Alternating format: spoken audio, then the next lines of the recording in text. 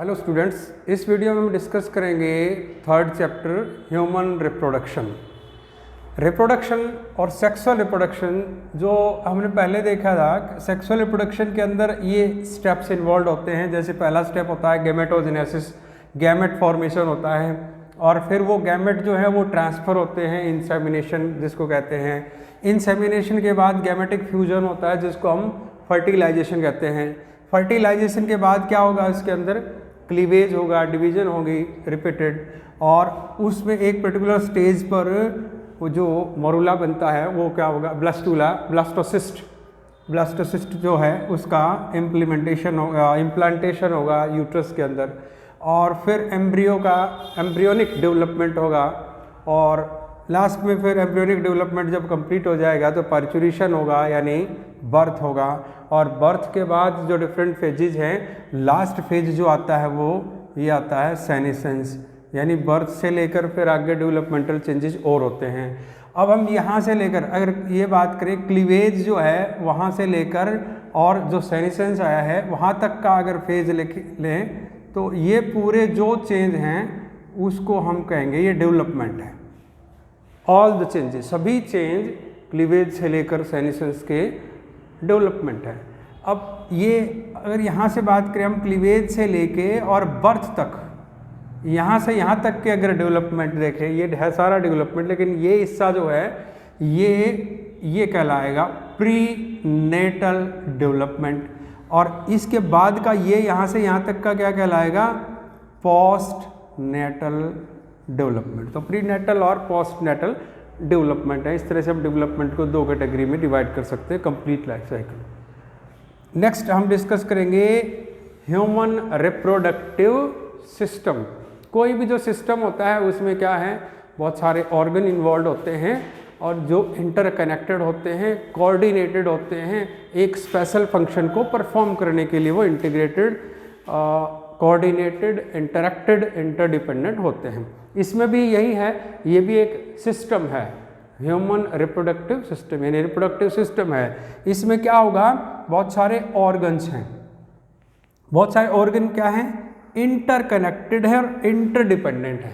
तो एक सेट है of organ which are interdependent and interconnected.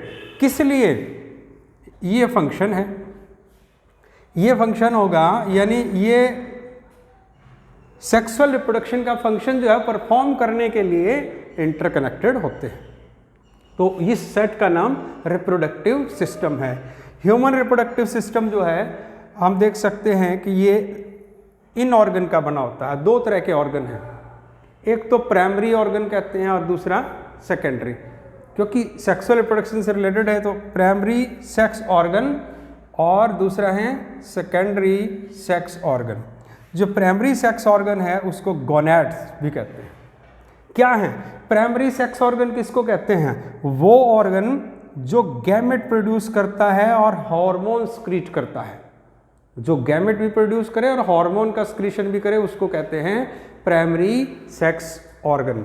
In primary sex organ का जो ग्रोथ है और जो मेंटेनेंस है वो पिट्यूटरी ग्लैंड जो होते हैं उसके हार्मोन FSH और LH वो कंट्रोल करते हैं। किसको, प्राइमरी सेक्स ऑर्गन की ग्रोथ और मेंटेनेंस को। मेल के अंदर देखिए प्राइमरी सेक्स ऑर्गन क्या है, टेस्टिस, और फीमेल के अंदर क्या है, ओवरी। जो मेल के अंदर प्राइमरी सेक्स ऑर्गन टेस्टिस है वो क्या करेगा, स्पर्मेटोजोआ और स्पर्म जो है प्रोड्यूस करेगा, और ये फीमेल के अंदर ओवरी जो है वो एग प्रोड्यूस करते हैं।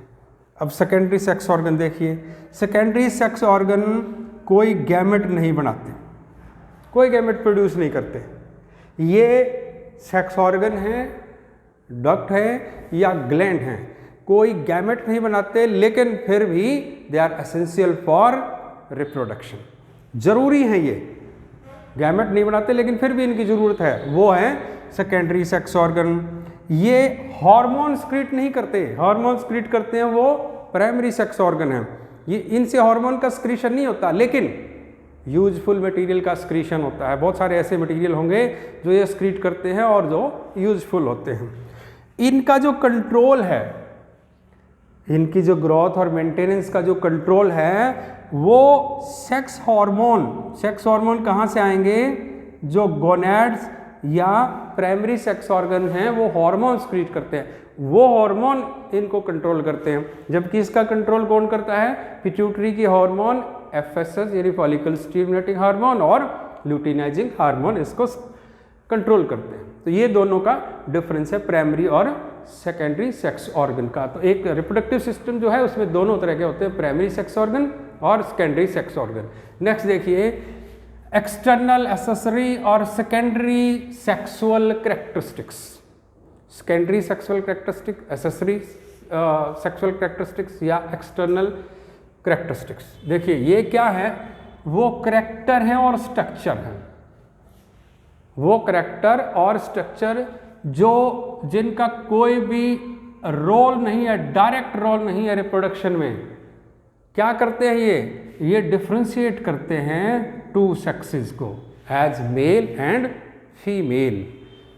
जैसे मेल अलग दिखता है, फीमेल अलग दिखता है, वो जिन कैरेक्टरिस्टिक्स के कारण, जिन स्ट्रक्चर के कारण अलग दिखता है वो है सेकेंडरी सेक्सुअल कैरेक्टरिस्टिक।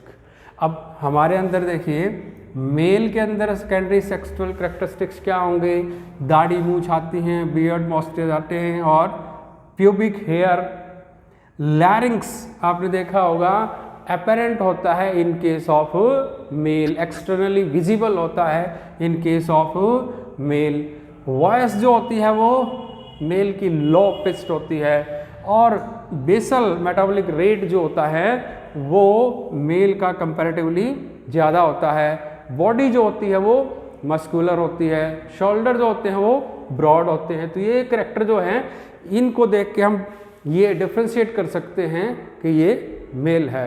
जबकि फीमेल के अंदर क्या होगा? ब्रेस्ट का डेवलपमेंट होगा, पेल्विक रीजन के अंदर ब्रॉडनिंग होती है फीमेल के अंदर, पेल्विक रीजन जो होगा वो ब्रॉड होगा, प्यूबिक हेयर मिलते हैं और सबक्यूटेनियस फैट जो होता है वो more in case of female, particularly at buttocks and thigh region. और जो पिच होती है वॉइस की वो हाई होती है जबकि यहाँ लो है। बेसल मेटाबॉलिक रेट जो होता है वो कम है कंपैरेटिवली। तो ये बेसल मेटाबॉलिक रेट है फीमेल के केस में, ये मेल के केस में है। यहाँ बॉडी जो है मस्कुलर नहीं होती इतनी। ये दो जो आप देख सकते हैं ये डिफ्रेंशिएट करते हैं कि ये मेल है और ये फीमेल है, इसीलिए इसको सेकेंडरी सेक्सुअल कैरेक्टरिस्टिक कहते हैं। अब एक स्टेज आती है ग्रोथ में जिसको हम कहते हैं प्यूबर्टी। इससे रिलेटेड क्वेश्चन भी आता है कई बार। प्यूबर्टी क्या है? जब सेक्सुअल मैच्योरिटी आ जाती है, यानी जब एबिलिटी आ जाती है टू रिप्रोड्यूस, रिप्रोडक्शन की जब एबिलिटी आ जाती है तब हम कहेंगे प्यूबर्टी आ गई। प्यूबर्टी के दौरान क्या होता है ये देखिए, प्यूबर्टी कब आती कैसे आती है? चाइल्डहुड में होते हैं और चाइल्डहुड से एडोलसेंस, चाइल्डहुड से एडल्टहुड में चले गए, चाइल्डहुड से एडल्टहुड में। ये फिजिकल ट्रांजिशन जो है वो तो प्यूबर्टी कहलाती है और इसी का चाइल्डहुड का एडल्टहुड में जो ट्रांजिशन है जिसमें साइकोलॉजिकल एंड सोशल ट्रांजिशन है वो एडोलसेंस कहलाता है। पीरियड वही है, पीरियड में कोई डिफरेंस नहीं है। इसमें फिजिकल ट्रांजिशन को हम प्यूबर्टी कह रहे हैं और जबकि साइकोलॉजिकल और सोशल ट्रांजिशन जो है यानी चेंज जो है वो एडोलसेंस कहलाता है। प्यूबर्टी में जो प्राइमरी सेक्स ऑर्गन हैं वो फंक्शनल हो जाते हैं, यानी रिप्रोडक्टिवली मैच्योर हो जाता है इंडिविजुअल, और सेकेंडरी सेक्सुअल कैरेक्टरिस्टिक्स जो होते हैं वो अपीयर हो जाते हैं, यानी डिफ्रेंशिएट कर सकते हैं। एक रैपिड ग्रोथ का फेज होता है ये प्यूबर्टी। अब इस प्यूबर्टी का पीरियड क्या होता है? फीमेल और मेल के अंदर अलग अलग है। फीमेल में देखिए 10 से 14 साल तक प्यूबर्टी आ सकती है, मेल के केस में 13 से 16 साल तक प्यूबर्टी आ सकती है। ये अगर लीगली देखा जाए तो फीमेल के केस में 12 साल और मेल के केस में 14 साल पर प्यूबर्टी मानी जाती है। अब हम डिस्कस करेंगे male reproductive system. Male reproductive system consist of a pair of testis, vas efferentia, pair of epididymis, vas deferentia, ejaculatory duct, urethra and penis. ये जो स्ट्रक्चर, ये जो डिफरेंट इसके अंदर स्ट्रक्चरल अरेंजमेंट है वो किस तरह का होगा, वो कुछ इस तरह का होगा। सबसे पहले देखिए, ये primary sex organ, testis primary sex organ होता है इन केस ऑफ मेल। जो टेस्टिस है उसमें क्या होगा, एक पेयर है, ओवल है, सॉफ्ट हैं, पिंकिश हैं, पिंक कलर के होते हैं। साइज अगर देखें 4 to 5 इंटू 2 to 3 सेंटीमीटर का इसका डायमेंशन होता है। इसकी खास बात क्या होती है कि ये एक बैग के अंदर होता है, एक बैग लाइक स्ट्रक्चर होता है। ये देखिए, ये जो बैग लाइक स्ट्रक्चर है, इस बैग लाइक स्ट्रक्चर के अंदर ये टेस्टिस है। ये जो बैग लाइक स्ट्रक्चर है इसको कहते हैं सैक्रोटम। और ये जो सैक्रोटम है काम क्या करता है, एक थर्मो रेगुलेटर का काम करता है। ये थर्मो रेगुलेटर का कैसे करता है, ये बॉडी से लगभग 2 से 2.5 डिग्री सेल्सियस लोअर टेम्परेचर को मेंटेन करता है, जो एसेंशियल है फॉर फंक्शनिंग ऑफ स्पर्मेटोजोआ। जब टेम्परेचर कम हो जाता है, जैसे एक्सटर्नल टेम्परेचर जब कम हो जाता है तो ये जो सैक्रोटम है वो श्रिंक हो जाता है, बॉडी के पास आता है ताकि बॉडी का टेम्परेचर लेके वो अपना टेम्परेचर मेंटेन कर सके। जब बाहर का टेम्परेचर राइज होता है तो ये सैक्रोटम जो है वो रिलैक्स हो जाता है। ये जो सैक्रोटम होता है, एक्चुअली जो टेस्टिस है उसका डेवलपमेंट कहाँ हुआ है, एब्डोमेन के अंदर हुआ। और एब्डोमेन से during 7th month of development, जो डेवलपमेंट का 7वां महीना है, देखिए यहाँ डेवलप हुए ये, और आने यहाँ है पाउच, ये है पाउच, ये है, तो ये यहाँ आते हैं इस सैक्रोटम के अंदर। टेस्टिस कहाँ गए, सैक्रोटम के अंदर। कब आए ये, 7th मंथ में।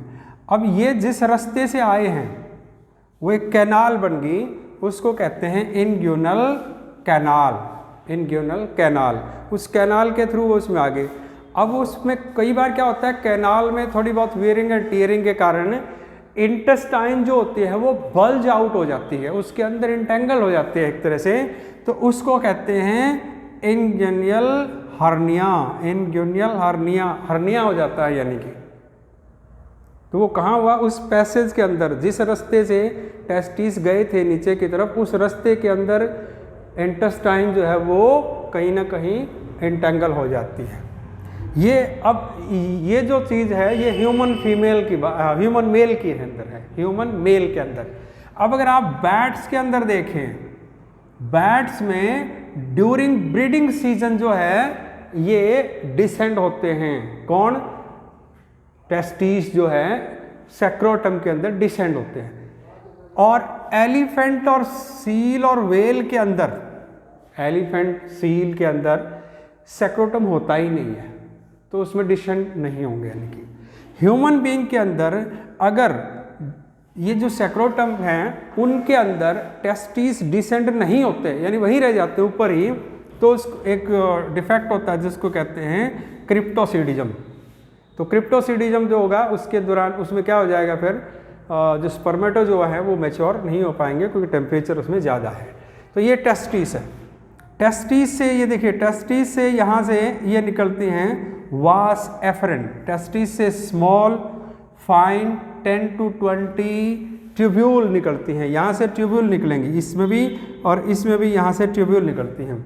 ये ट्यूब्यूल कितनी हैं, 10 से 20। इन ट्यूब्यूल के अंदर खास बात क्या है कि इनकी इनर जो लाइनिंग है वो कॉलमनर एपिथेलियम की बनी होती है, कॉलमनर सीलिएटेड एपिथेलियम। और वो जो सीलिएटेड एपिथेलियम, सीलिया यानी है, उसकी बीटिंग से स्पर्म का जो मूवमेंट है उसमें ये हेल्प करते हैं। उसके बाद देखिए स्पर्म, ये जो टेस्टिस है उसके एक तरफ ये देखिए एक हाईली क्वाइल्ड ट्यूब है, हाईली क्वाइल्ड ट्यूब, ये हाईली क्वाइल्ड ट्यूब है, इसमें भी ये हाईली क्वाइल्ड ट्यूब है। ये हाईली क्वाइल्ड ट्यूब क्या है, एपिडिडिमस।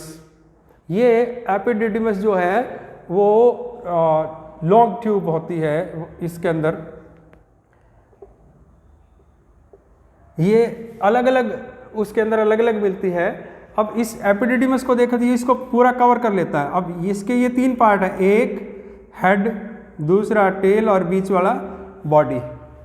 कार्पस, कॉटर, क्वाडा ये भी कहते हैं इसको, हेड, बॉडी और इसकी टेल है। अब इस टेल जो रीजन है उसमें से फिर ये निकलता है, क्या निकलता है, वास डेफरन। ये वास डेफरन जो है यहाँ से निकलता है, ये काफ़ी लॉन्ग ट्यूब होती है वास डेफरन। ये वास डेफरन फिर अल्टीमेटली जाके किस में खुलता है, देखिए यहाँ ये वास डेफरन के साथ क्या मिल गया, सेमिनल वेसिकल, जो कि फर्स्ट ग्लैंड है। सेकेंडरी जो आपके डिस्कस करेंगे, मेल के अंदर कुछ ग्लैंड होती हैं और फीमेल के अंदर भी होती हैं, तो ये सेक्सुअल ग्लैंड इसके अंदर हैं। अब इस सेमिनल वेसिकल के साथ इसकी ज्वाइनिंग होगी, ये जुड़ गया, कौन जुड़ गया, वास डेफरन।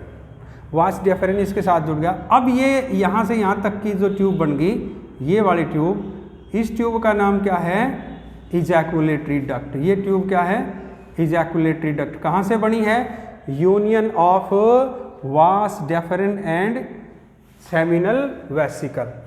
अब ये किस में खुलते हैं, ये इसमें खुलते हैं, ये इसमें खुलते हैं।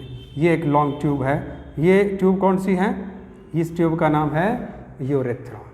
तो सेमिनल वेसिकल के बाद, सेमिनल वेसिकल जब वास डेफरन के अंदर मिल गया इसके अंदर, तो ये क्या बन गई, इजैकुलेटरी डक्ट। इजैकुलेटरी डक्ट जो है फिर ये किस में, ये इसमें खुलती है यूरेथ्रा के अंदर, और इसके बाहर फिर ये कवरिंग होती है। इसका नाम क्या है, ये दूसरी ग्लैंड है जिसका नाम है प्रोस्टेट ग्लैंड। पहली ग्लैंड मेल के अंदर सेमिनल वेसिकल, फिर ये प्रोस्टेट ग्लैंड, उसके ठीक नीचे ये होती है बल्बो यूरेथ्रल ग्लैंड। इनके स्क्रीशन होते हैं, वो बाद में डिस्कस करेंगे। और ये देखिए, ये यूरेथ्रा है, ये यहाँ से शुरू हो गई, यूरेथ्रा आगे चल रहा है। यूरेथ्रा आया कहाँ से है, इसमें से, यूरिनरी ब्लैडर में से। ये ऊपर देखिए यूरेटर जो होते हैं, यूरेटर आते हैं, किडनी से यूरेटर आएंगे, यूरेटर इसमें यूरिनरी ब्लैडर में खुलते हैं, और यूरिनरी ब्लैडर से जाता है यूरेथ्रा। उस यूरेथ्रा के अंदर ही एजैकुलेटरी डक्ट जो है वो ज्वाइन कर जाती है। तो ये अब यहाँ से अगर इस ट्यूब को देखें तो एक्चुअली क्या है, यूरिनोजेनिटल डक्ट है ये, यानी यूरिन के लिए भी यही है और जेनिटल में यानी कि रिप्रोडक्शन के लिए भी, क्योंकि स्पर्म वगैरह जो है वो सीमन जो आएगा वो इसी ट्रैक के थ्रू आता है। अब ये जो है पूरा यहाँ से लेके यहाँ तक यूरेथ्रा है। यूरेथ्रा जो होता है काफ़ी लॉन्ग है। अब इसके अलग अलग पार्ट हैं, जैसे यूरिनरी पार्ट है, प्रोस्टेटिक पार्ट है, मेम्ब्रेनस पार्ट है, और बाहर वाला जो है वो पीनल पार्ट होता है। यूरेथ्रा के बाद ये देखिए, ये यहाँ से यहाँ तक का ये जो है इसका लास्ट पोर्शन पेनिस है। इसमें क्या है, ये यूरेथ्रा है, यूरेथ्रा के ऊपर कवरिंग है, ये यूरेथ्रा के ऊपर कवरिंग है टिश्यू की, और एक कॉपुलेटरी ऑर्गन बनता है जो कि इरेक्टाइल ऑर्गन है, वो इसमें बनता है। इस ऑर्गन का जो लास्ट पार्ट होता है, टिप जो होती है, उसको कहते हैं ग्लैंस पेनिस, और उसके ऊपर एक स्किन फोल्ड होता है। स्किन की फोल्डिंग जो मिलती है वो फॉर स्किन या प्रीप्यूस मिलता है। इसका अगर आप स्ट्रक्चर देखेंगे तो कुछ इस तरह का मिलेगा, ट्रांसफर सेक्शन काट के देखें, इसमें कोर्ड होंगे, दो तो ये होंगे कॉर्पोरा कॉर्नोशा के, और एक होगा कॉर्पोरा स्पोंजियोसम का। ये टिश्यू कॉर्ड हैं। इसमें देखिए, इस जो कॉर्पोरा स्पोंजियोसम है, इसके बीच में ये वाला जो है ये यूरेथ्रा है, यूरेथ्रा का ओपनिंग। इसके बाहर क्या होगा, आर्टरीज होंगी, और आर्टरीज के अंदर क्या है, ब्लड का फ्लो होगा। जो इरेक्शन होता है उस टाइम पर इस ब्लड का फ्लो जो है वो 10 गुना से ज़्यादा इंक्रीज हो जाता है, यानी बढ़ जाता है, और इसमें फिर स्टिफनेस और हार्डनेस आ जाती है। तो वो स्टिफनेस और हार्डनेस है वो इनके कारण आती है। तो ये एक बेसिक स्ट्रक्चर है मेल रिप्रोडक्टिव सिस्टम का। Thank you.